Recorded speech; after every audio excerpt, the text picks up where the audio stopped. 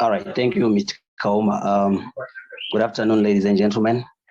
My name is Neil Maheve, and today I'll be sharing with you with my prospectus, which still has a provisional title, which goes like Rethinking Development and Resistance in Post-Colonial Zimbabwe, the case of the CAMPFIRE project in Dande, 1990 to 2016. So this is basically founded on the post-development and post-colonial theories. So I'll give the context of the research. So after the realization that most of the institutional financial policies, International Monetary Fund, the World Bank policies, which enacted development in courts among the global South communities failed. Different stakeholders came together and decided to put in different policies which were meant to benefit the local people from their local resources. So around the 1980s, they realized that the rate at which the natural resources, this include the trees, animals, and everything, was depreciating, and the scarcity of the resources, they decided to work in collusion with African governments to enact policies which were meant to protect wildlife from the local communities who were considered to be irresponsible when it came to the use of their resources. So basing on the main biosphere policies, Zimbabwe decided to adopt the communal areas management program for natural resources, CAMPFIRE, which was meant to develop and benefit local communities in their pardon? Sorry, you can go on. All right. You can go on. All right. So they decided to enact that, and it also faced a lot of challenges because they did not consider how the locals would then understand these policies and how they were supposed to be developed pertaining to the control of the available resources. So in Zimbabwe, under the tutelage of the Ministry of Wildlife and financed by the International Monetary Fund and some non-governmental organization, CAMPFIRE was born. And it was meant, to benefit the local communities by giving them access to the resources in their vicinity. So in my case, I'll be looking at the Tembomvura people who stay in Kanyemba. They were moved from their ancestral homes when the Chewore and Dande safaris were created. So these people were meant to benefit from the resources that were in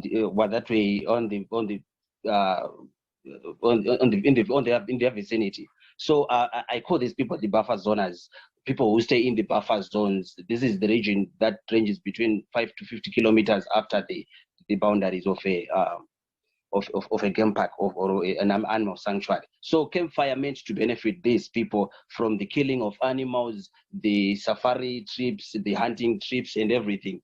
The people had a certain quota that they were expected to gain from all this. And so that was what the people were told when CAMPFIRE was being introduced.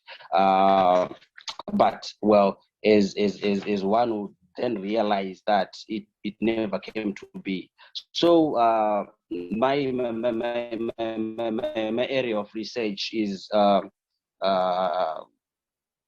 Kanyemba and Central Province. So it's characterized by deciduous forest vegetation, and the rainfall pattern is quite erratic. That farming is and is still not that conducive. It was strictly meant for animal reserves, game parks, and safaris. So the settlement of the people in the area was forced by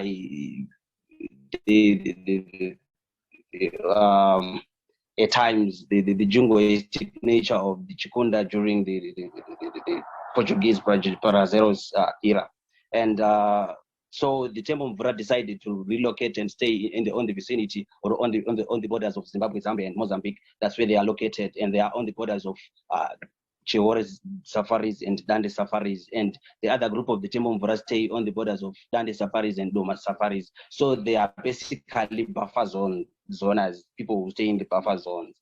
And the CAMPFIRE, it has received a lot of attention, but most of it has been historical. Most of it has been more or less glorifying the project, which, according to the locals, has not lived up to the expectations. So my proposed study will be based on basically two closely related theories. That's post-development theory and post-colonial theories. So post-development theory came into being around the 1980s. That's when it gained popularity after Arturo Escobar, such as Ziai and the Matthews, Steve wrote about how the Global South had supposedly developed, but when in actual fact it had not. It had actually gotten worse than it was before because of the development that had been enacted upon it. So positive development theory thus dismisses the development in Global South and tries to show that it is a farce. It is something that did not exist or does not exist. The development to them actually made the people or the local people in the Global North and the Global South who were meant to benefit from the development policies, it actually made them worse. So I will be using that in connection with post-colonial theory, which was made popular by a number of scholars from Edward Said, Homi K. Baba, Gayat Spivak. So you would see that post-colonial and post-development theories, they would go hand in hand in trying to tell the stories of the subaltern, in trying to tell the story of the local people who have tried to we have not heard their voices heard due to the fact that they have been marginalized. And this marginality, I would want to look at it from different perspectives, starting from socio, cultural, economic, and political marginality, which sometimes probably in the future we would have a paper on. Post-development theory tries to in fact, advocates for the dismissal of development, advocates for the dismissal of the success of the development policies in Global South, and in the process shows that development was something that was meant to be, but due to some different issues or the one-size-fits-all mentality, it failed to do so. The goals of my research, I tried to squeeze them so that they could as well be that precise. I would want to make visible the voices of the ordinary, the local people, and their understanding of the CAMPFIRE, which in this case is the development project in Kanyemba. How do the people understand CAMPFIRE? Have the people understood, before we go to how, have the people understood what CAMPFIRE entailed? Do the people still understand what CAMPFIRE entails in this present day, or it was just a top-down approach in which policies were given on a top-down kind of a approach? And also in the process, I would be using post-development and post-colonial theories to explore the engagement and the resistance of the local people to development. Have the people, after having accepted or after having denied, or have the people accepted or denied development that was put on in their communities? If they have, how have they engaged with CAMPFIRE? And if they did not, what were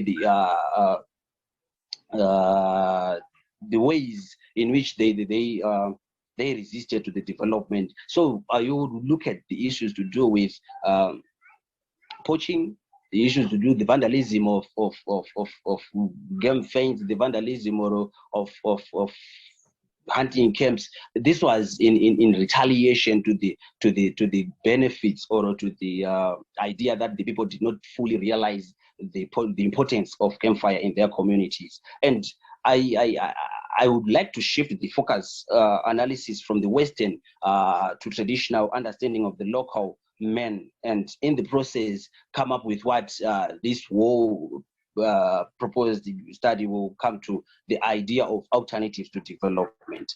Besides the use of the westernized concept of development, the westernized concept of conservation, what other local issues do we have? Can we basically say that Africans did not have a way of conserving their own flora and fauna before the coming of the whites, or before the westernization of the conservation policies? So that is what I want to look at, the alternatives to development. What alternatives can we formulate then to try and understand, or to try and conserve, and at the same time have Africans and local people benefit from their own resources, as compared to the use of westernized concepts of conservation policies, which in fact marginalize the very people who are supposed to benefit from the from the development schemes. And so this paper is it's a qualitative paper which uses, like I said, the post-development, post-colonial theories to analyze and interpret people's experiences. And so in doing this, this paper will basically rely on oral history and archival material. And like we have always been told, this researcher will always take due caution in both in the use of oral history and archival. And in oral history, I shall use what has been called the traditional cultural expressions, or the expressions of culture, which include music, dances, cultural activities, narratives, arts, sometimes the unsaid of the everyday life of people. This will help one to understand, or to get the understanding of how the everyday, be the forms of resistance that are done on a daily basis, be it the idea of engagement. You can as well learn from them. I did not want to use the term participant observation or observant participation, due to the fact that sometimes you won't even be part of it, of the activity. Sometimes you are told when people do not mean to tell you things. So that's one thing. And then I will also rely on oral interviews from the local people. And with the local people, I would have to use snowball sampling, whereby one would tell you that this person is more knowledgeable about this than me. Why don't you approach it? And probably you use my name as a referral that I've been told by Mr. John to come and see you. Can you tell me more about the hunting right, the hunting money, the quotas, do you get it, and the likes? So how did the people conserve their animals? And also I would also look at and make use of the government personnel from different state enterprises, like the Ministry of National Parks, and also the local authorities. And in this, I would have to use purposive sampling, whereby I have to be methodical. I have to be subjective in picking the respondents, so that I could as well not ask everybody questions which may, at the end of the day, close up some avenues which I may find important, taking into consideration the political situation in Zimbabwe. Asking wrong questions to the wrong people could as well close your any other avenue that one may entertain to get ideas and the like. So yes, this is my proposed study, whereby I shall be using the post-development and post-colonial theories to try and show that there could be alternatives to development when it comes to the issues to do with development, issues to do with conservation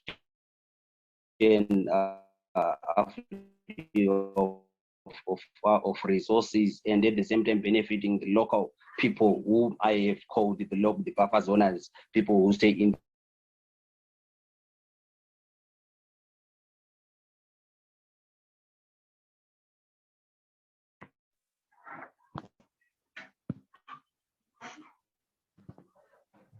All right, thank you very much, Neil, for that stimulating and eye-opening starter into this research project that you want to do.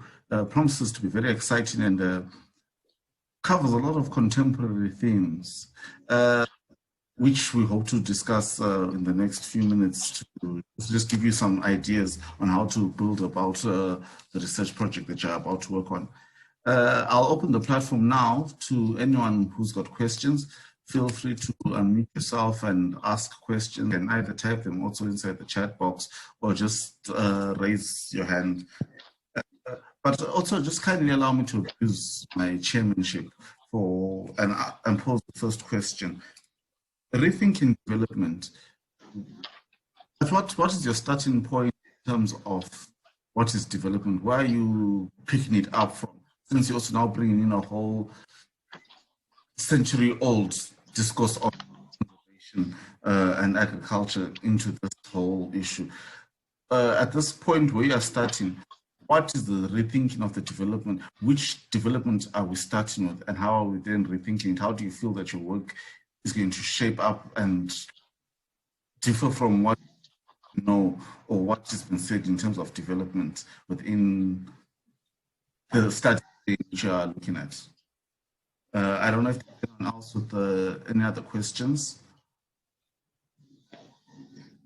Okay, so you can respond, or at least they still get the courage to ask questions.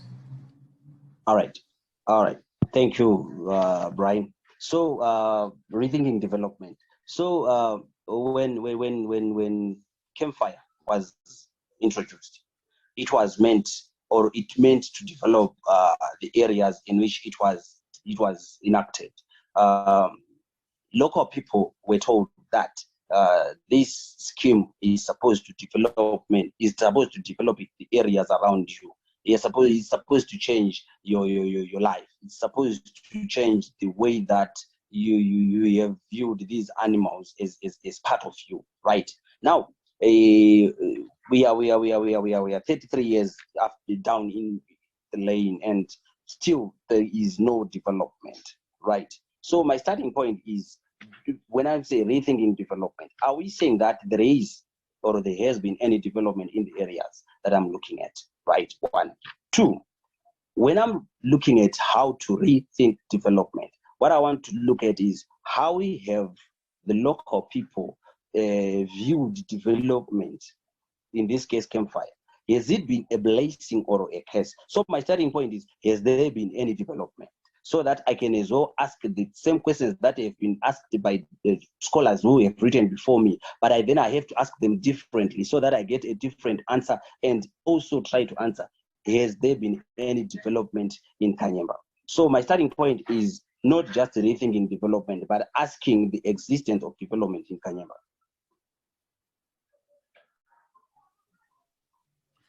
Okay. We now open the panel. We'll take a question from Nyacheka. Neil, thank you for sharing your project. I guess I want to hear from you what in Kanyamba people's words development looks like. How do they describe development? So a question of language is one thing that I'm interested in, if you can talk about that. And I think another part is this idea of resistance, and how far that can take you really to understand the important things that you want to examine. I am really curious to know why resistance, I think, rather than development.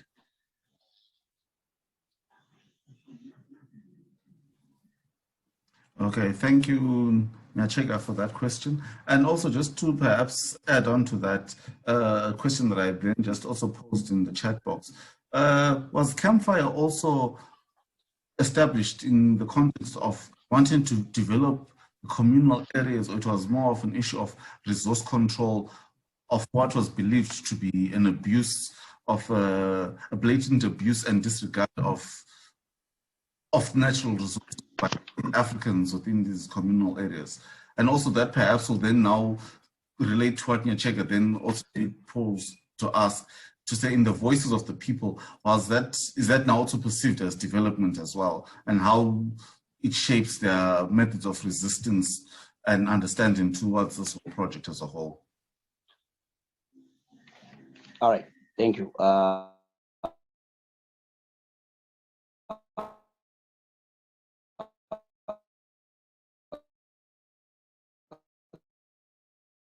So I'll start with what it look like.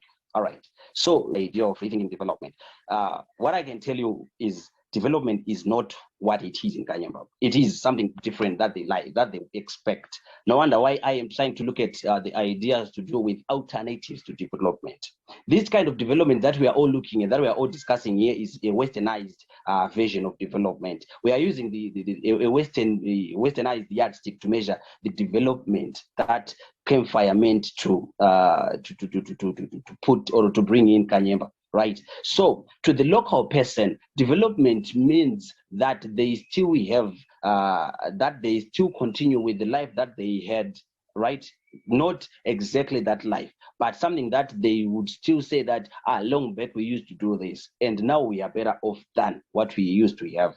Now it's a different case, in the case that people no longer have what they had back then, and any word that you say is met by an abrupt response from either the government official or from the local authorities or even from the game wardens. So anything that is not that to them might be development. I don't want to put words in their mouth that this is what they expect, but their expectation is not what they have actually realized or what they have actually enjoyed from the onset of the CAMPFIRE project. And I'll go to your the question to do with resistance.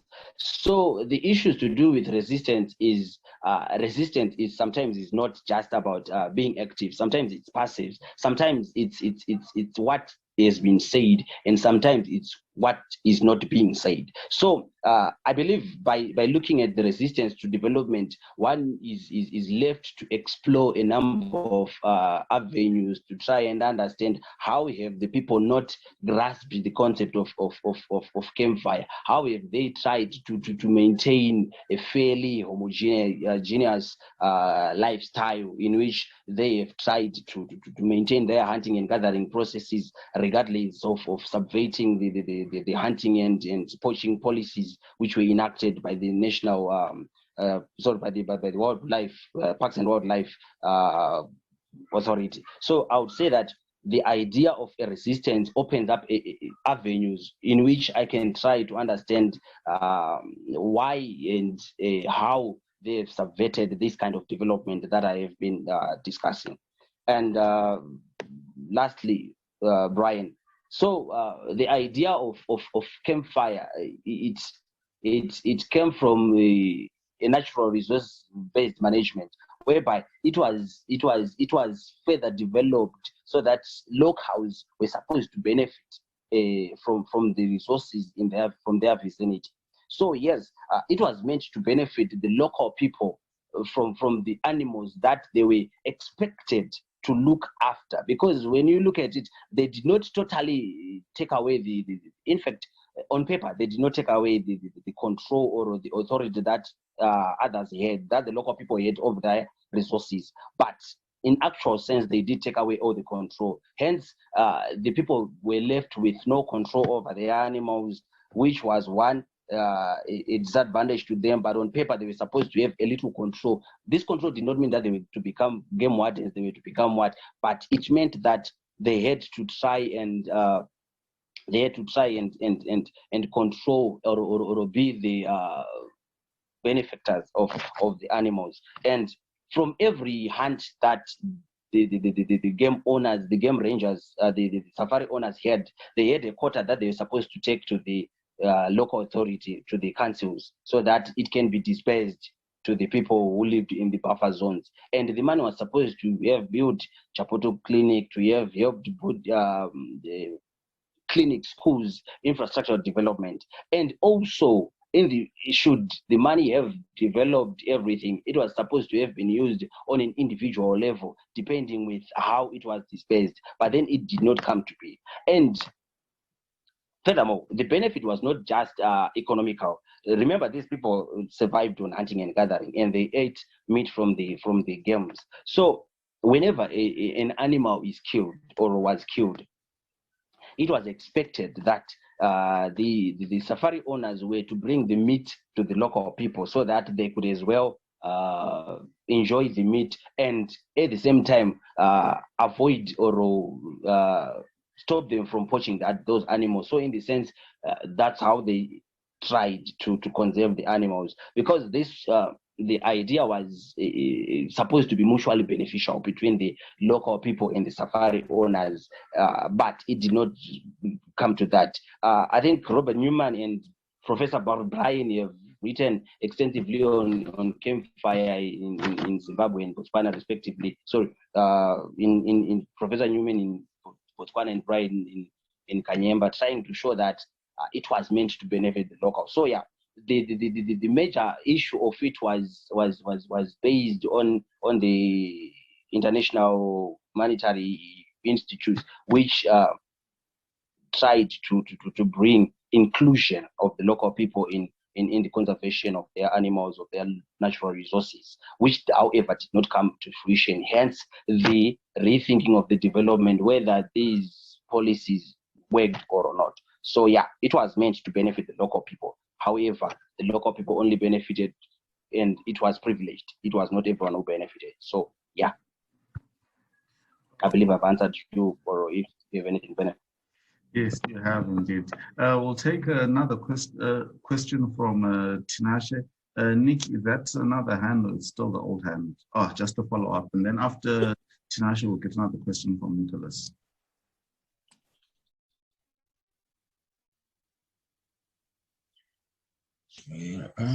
Thank you so much, Neil, for your presentation.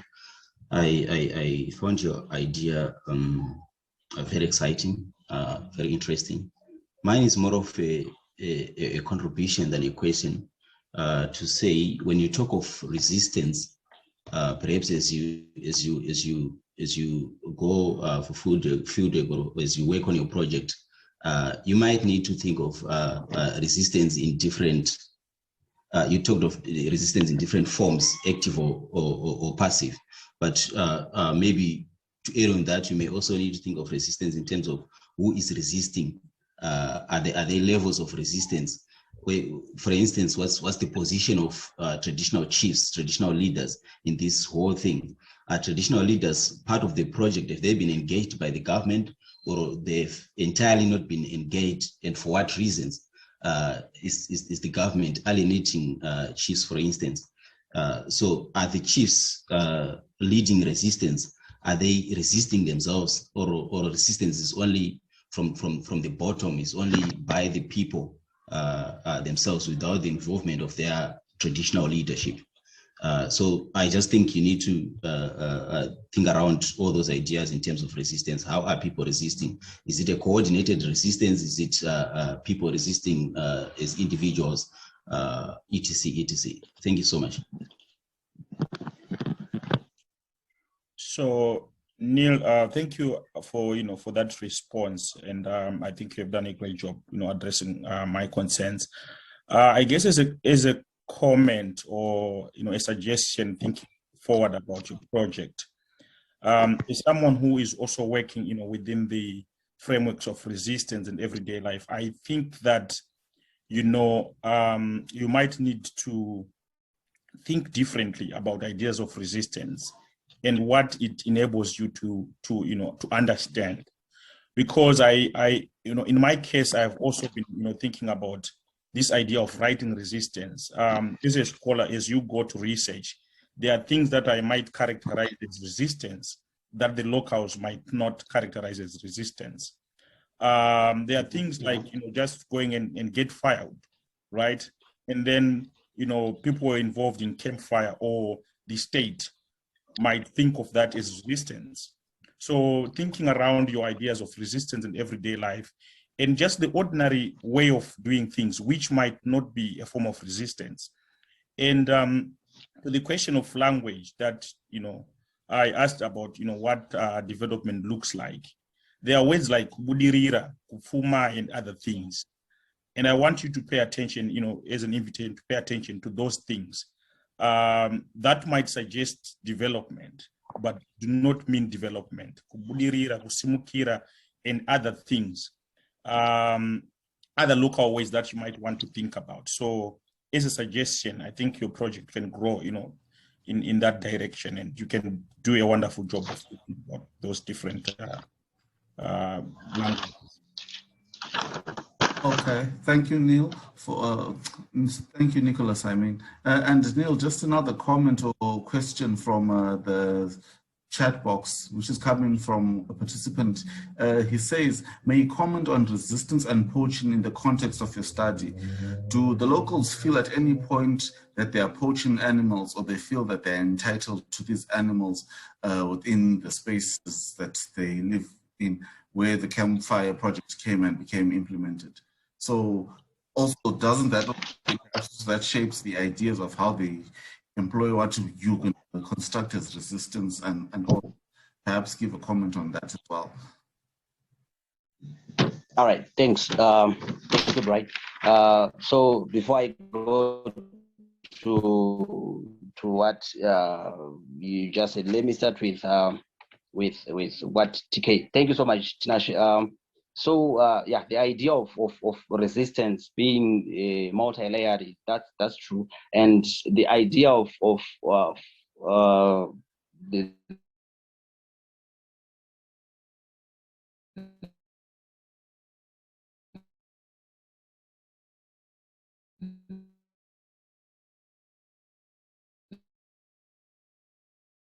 the position of leaders.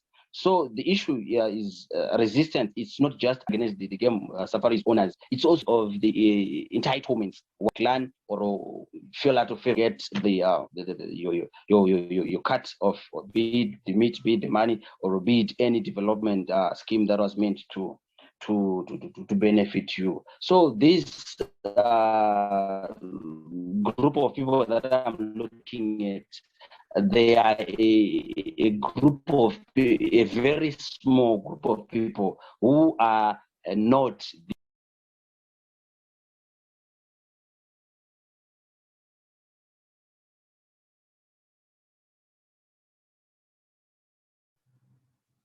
Yebo ntatheka uma. Kunjani baba? Ngiyaphila. Yaphila. Kuhle sibili. Siyabona uyasebenza. Ya, sizama ukuqhuba umsebenzi. Unombuzo ovela kuwe about traditional leaders and how they've influenced these development initiatives. You are a traditionalist who works with a lot of traditional leaders. Yes, you've asked a good question. A good question. On your behalf. Yes, we would want to know how the government, I've noticed the government is now using these traditional leaders to mobilize people. You know, the Chilunga and Wange issues, yes, where the government is using traditional leaders to mobilize for its projects. How is it playing out in Tatema's case study? Has he noticed the role? Has he picked the role of traditional leaders, headmen, chiefs, and Masabu? Yeah. All right. And even convincing the public, how do they convince them to say that you used to do this in this area of land, now you're not allowed to do this, especially within the post-colonial period of time? There are so many political dynamics at play where there's a lot of politics that are now shaping up, where a lot of these development initiatives are very unfavorable at first. How do you convince, Msarime, and don't plant this or don't do this, instead do it in this other way? Yeah. All right. All right. Let me try to deal with the question that I was responding to earlier on before we.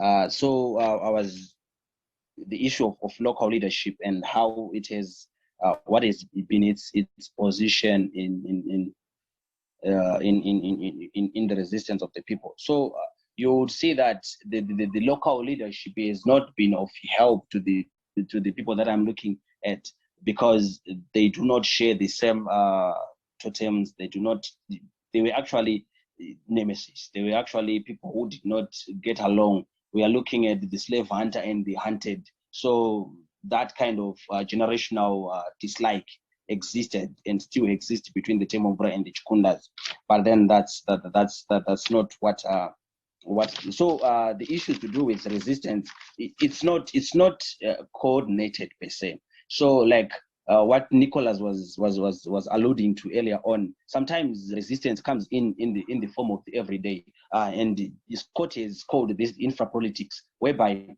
it's something that people do either out of habit, or the idea of going to gather for mushrooms. It's considered as poaching. The idea of going to dig up some tree roots to gather some barks for traditional concoctions, it's still considered as poaching. But regardless of that, people continue doing that, and those are some of the subtle forms of resistance that one would want to look at. And the idea of local leadership and how it has been used to manipulate and to subvert the demands of the local people. So in the case of CAMPFIRE, it is alleged that the Temomvura who happened to stay on the buffer zones were not consulted. They actually only got to realize that they were to be moved from their ancestral places to a different homestead, because the place that they initially settled in was earmarked for a game safari. So the king, I mean the chief, one could say, colluded with the government or the local authorities to move the people from their areas and resettle them elsewhere to make ways for that. So it defies logic for the very same person to try and fight the same battles with a different battle with the people that he actually for the lack of a better word, removed from their original places. So the resistance of the Temomvura is not universal with the people, and the chief, he has always faced the challenges with the people pertaining to development schemes, pertaining to their acceptance or their cooperation when it comes to CAMPFIRE, because of the fact that he more or less imposed the ideas of conservation on the people and discarded their traditional ways. And probably as an aside,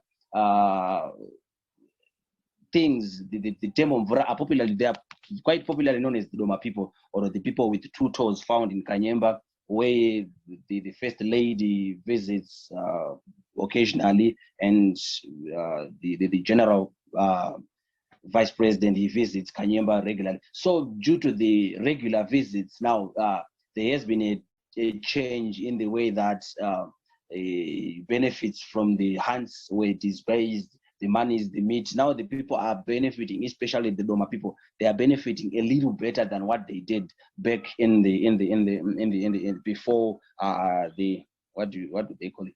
Before the second that one.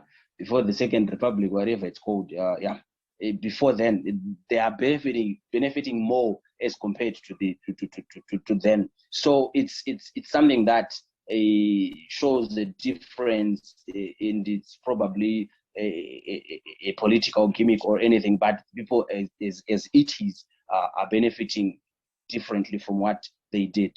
And probably to answer what Terry was saying, I think the idea of what can I say? The idea of resistance and poaching in the context of the local people, they do not feel like they are poaching. they have a feeling that they were and are still part of the flora and fauna. They feel like they own the land, they own the animals, they own the trees. So when one is caught with either a squirrel, a rabbit, or any rodents, they have a feeling that no, we used to kill these small animals prior to the coming of campfire. So what would then stop us from hunting? What would then stop us from continuing with what we were doing prior to this? So to them, it's not poaching. That's the reason why you see they have a cat and mouse kind of relationship between the local people and the game wardens. The game wardens tend to sectionalize everything that has to do with, be it just getting herbs for medicinal purposes. It's considered as poaching. Even getting a dead animal, just getting the carcass, you've seen one, whether you found it dead or you killed it, they would arrest you, and they've been accused of beating people, sometimes to the brink of death, and sending people to prison just for them to get the monies that they are given by the safari owners as having caught a poacher.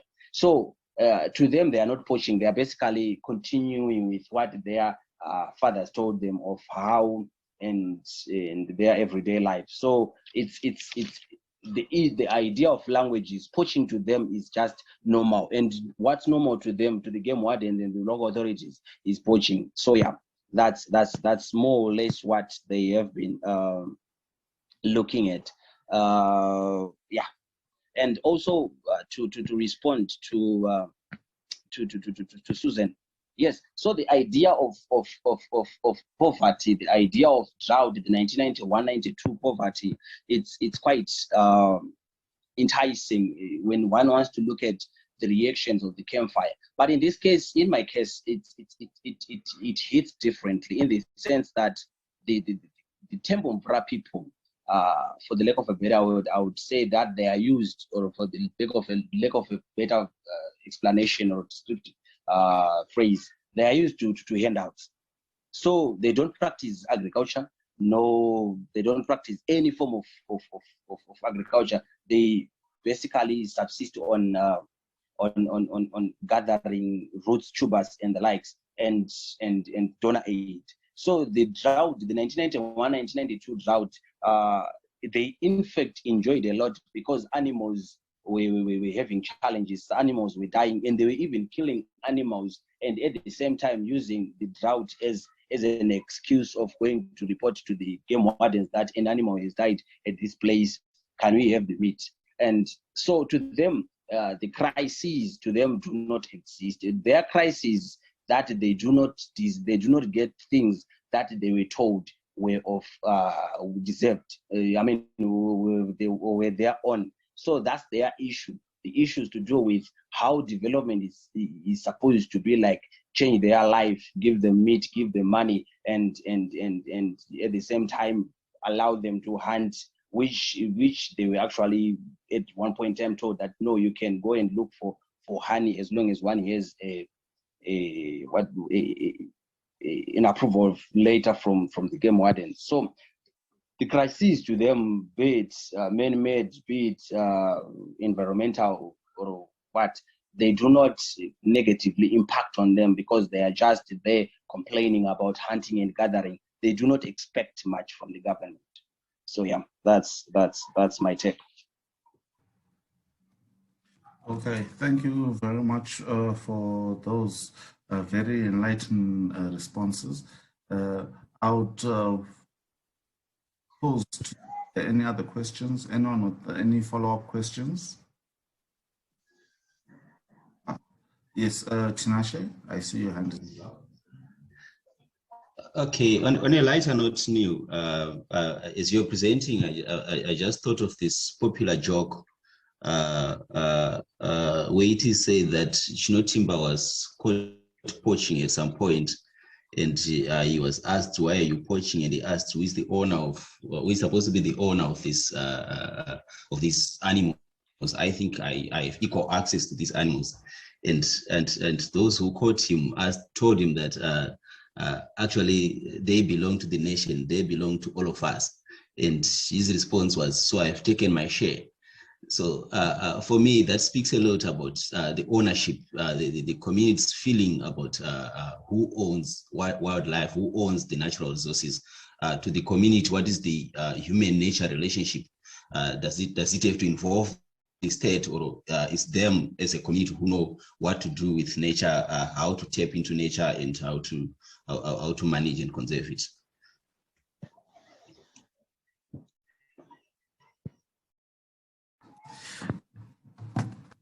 Yes, thank you very much, Sinasha, for that joke by Chinoti. Yes, actually, it does pose a lot of interesting dynamics and interesting conversations, which I am sure Neil is going to engage with in his work. Not knowing, Neil, if we can just give you an extra 2 minutes just to give us a roundup of anything that you would want us to say before we give the special announcement that we have. All right, thank you, Brian. Yeah,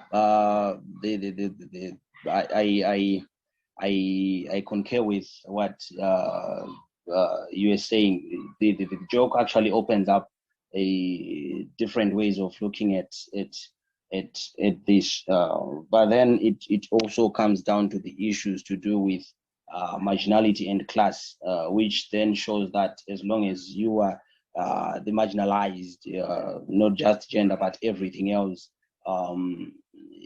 how you get to understand development then is determined by the hierarchy of how your importance in a community. So should it allow, I would like to look at CAMPFIRE and how it also marginalized the already marginalized people. We look at the women, how it changed their roles in the community due to the fact that only men were invited, and from 1991 to 2017 there was only one female representative in the community, in the CAMPFIRE committee.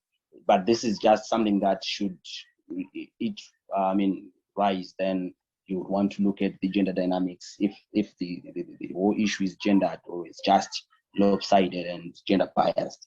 But I would like to thank the panel for attending the seminar and giving out their questions, which helped to make it more sustainable, more precise, and opened new ways of looking at things. And I thank you so much. Thank you, Brian. No, thank you very much for gracing us with your presentation. Is that a hand, Nicholas? Yes, Brian. Sorry, I just said a quick one that Takua's comment made me think about something. A quick one that Neil might also want to think about. So, Neil, the region that you are working on, I want to assume it's close to, it's in a border zone, right? Mm-hmm. Okay.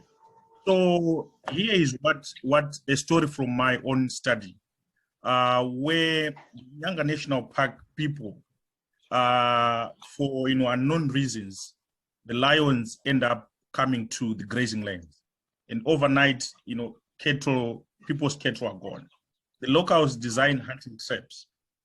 Other, sharpshooters killed the lions, and there was a whole, story about that incident.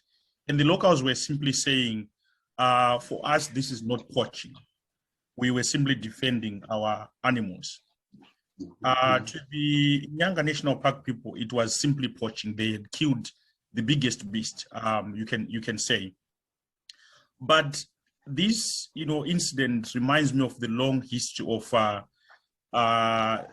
contestations between the local Wonde Valley people and the Younger National Park, where even from the Mozambican side of the border come to the Younger National Park to just hunt. This is not poaching for the locals. It's just an daily hunt. And then they go back to the border. So I was wondering if there is that kind of social or interaction across the borders, people from Mozambique or Zambia coming to the Zimbabwean side to hunt and then go back to the Mozambican side, and then the CAMPFIRE people who accuse the local Tembo Mvura people for committing crimes? All right, probably a quick one. Yes, so that's the issue. The area is rampant poaching from Mozambican and Zambian nationals, and usually carcasses are found closer to the Tembo Mvura communities. And well, you can imagine we have that tumo. So you'd see that everybody is accused of poaching and illegally hunting, and you know how our security personnel in Zimbabwe deals with people. The moment you say no, they will beat you till you say what?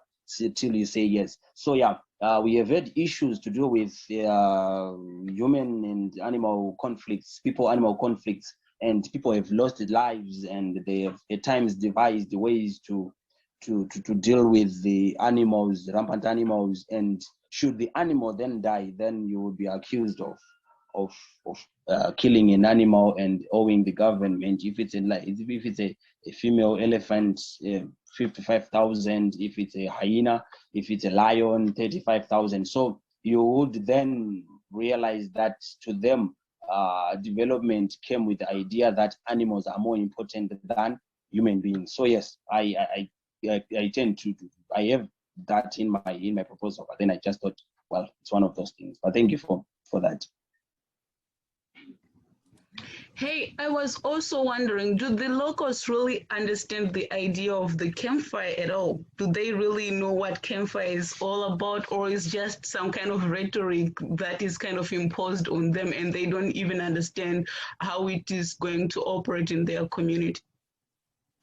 All right, thank you, Susan. So yes, that's exactly why I tried to make my starting point the idea of rethinking development. The local people, so it's the Chikunda and the Doma. So the term of that do not, if they understand or if they understood what development that was being brought about by campfire meant, then they chose to ignore it. Because as far as I am concerned, and as far as the interviews that I have had with them it shows that they do not have any understanding of what they were supposed to get or what campfire was all about. They were made to understand that we will get meat. That's what they understand. So the failure to do that, the failure of the local authority to provide them with meat, to provide them with little monies from the killing of their animals, meant that development did not exist. So they do not have the intrinsic details so that they could understand what campfire was all about. So that's why I want to look at how the resistance and the rethinking of development, is it coming from an informed position or is it coming from an ignorant position from the local people? That way you can then understand why campfire has failed, if it has failed, or what has it achieved its intended goals. All right, thank you very much, Neil. Thank you. So many ideas coming from all over. We thank all those who attended today. This conversation can proceed in the corridors. Neil's email address will be shared with you on our various platforms. You can continue to engage with him.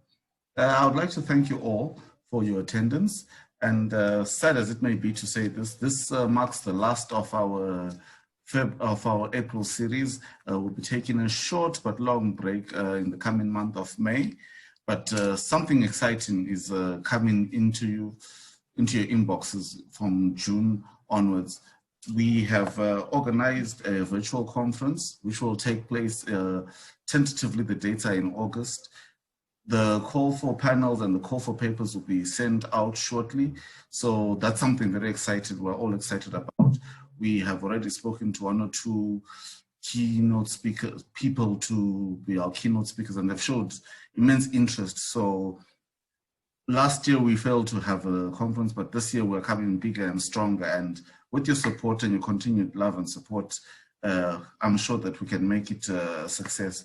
So this is exciting news from our end. We hope to send through that call for papers and call for panels by the latest next week. But you can keep in touch with our social media platforms, Facebook, WhatsApp, Twitter, or follow the hashtag JA2021.